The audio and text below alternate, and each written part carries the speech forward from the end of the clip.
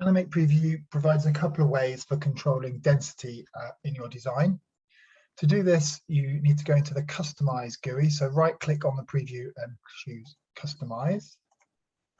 And you'll get the GUI that looks like this. So these are the different versions that we have. The first thing you can do is you can view that density. So if on the Results tab here, if I right-click on the titles, I can choose poly density or diffusion density. So let's look at our poly density here.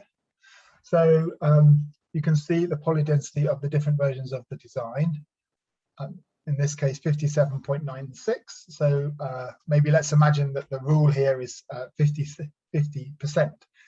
The primary way to do this is to insert space into the design after the layout has been done.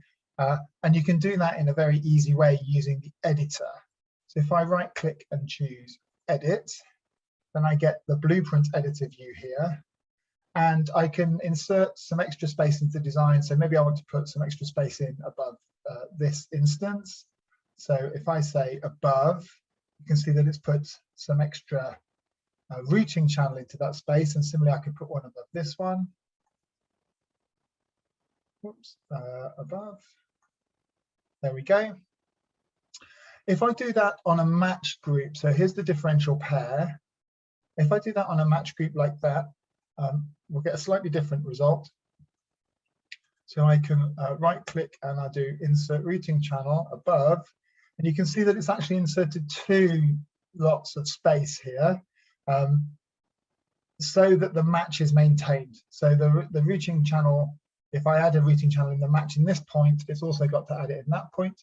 If I want to make it wider in any of these, I can select that routing channel and grab, oh, here we go, select it and grab it and drag it wider, and you can see that they both get wider at the same time as I do that. And then whenever I finish editing, the layout will be produced. So that's the bar at the top there. That just takes a few seconds.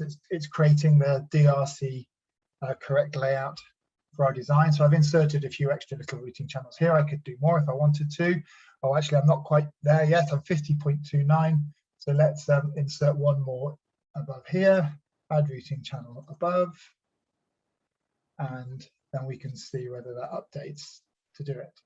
Now, obviously, this is an easier way of doing this than maybe going into Virtuoso and stretching everything, because I'm getting the routing, the poly density update happening automatically, and also it's taking care of all the DRC rules and also of those matching rules as well. So now you can see I'm down to 49.32. I hope that's helpful.